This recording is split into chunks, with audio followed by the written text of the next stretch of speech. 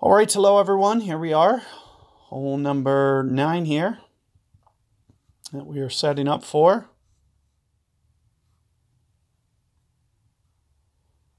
And we're going to go Apocalypse on this one. I did use Thor's hammer, so if you'd like to see that, do check out the other shot. What I'm going to try to do is just kind of scale my curl. I'm going to only use maybe like 50 curl here. I'll turn the grid lines on so you guys can kind of get honed in a little bit. But we're going to need to kind of scale off of the curl, because if you go too much, you're going to potentially put yourself in trouble. Now, I shouldn't need to use too much elevation or anything for this hole.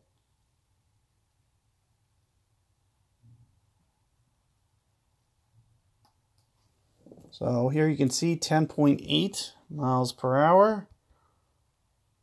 Eastern wind, 8 rings, Kingmaker ball. 5 on the top spin, give or take. Right around here, 8 rings. And as I mentioned, I'm going to use the curling grid line just so I can make sure that I don't get too carried away. So you can see here I'm maybe using 60 curl, which will kind of emulate kind of as much as a Thor could ever possibly do.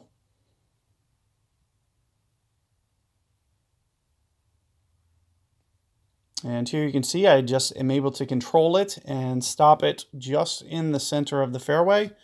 Make sure that you're not adding any extra power or anything, and you're very careful with the way that you're going about rings. Any shot in the rough there, you are probably going to forfeit your eagle. So you do want to be a little bit careful.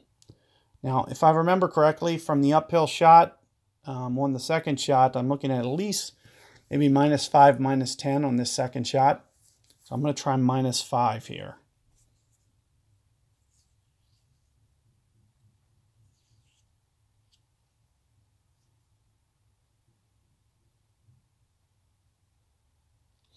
And if I can get aggressive enough on that line, I could maybe get to the possibility of where I can start the rough bump, which might make it just a little bit more holeable as well. So if you can keep it aggressive towards that north edge, especially with an Apocalypse, you might really give yourself a good chance on this one. So let me see if I can. It's very, very close. It's very, very close. So you can see how close it actually is.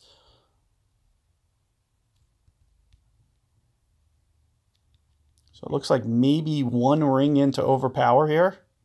So I could potentially go for this. So I might as well try it just to see what it looks like. I'm thinking, you know, somewhere in the effects of this, be 10.8 rings plus some ball guide offset.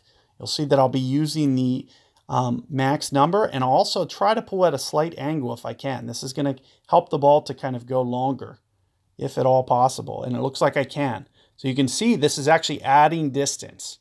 So you can see that's what I'm doing there. I'm not going to need to go overpower when I do it this way. Oh, you can see I almost hit the fairway. So you got to be a little bit careful with how much you actually do that.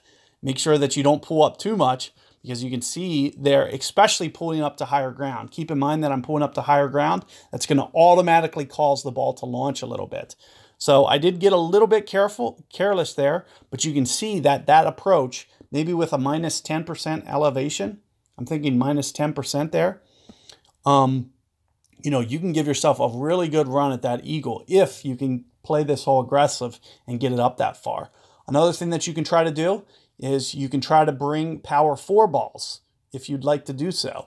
It'll try to keep that shot more in range to where that sniper will be able to more easily be able to get up there. But keep in mind, when I set up to adjust here and pull up to here, this is higher ground.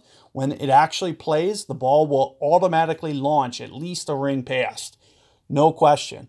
So you do want to be just a little bit cautious with the way that you're pulling at that angle. It seemed like I tried to add just a little bit too much. But all in all, you know, it's just good to kind of get yourself in the ballpark. You know, you can kind of see how it plays out this time. And then, you know, tomorrow you can just start to get honed in. By Wednesday, we're starting to get a feel for this.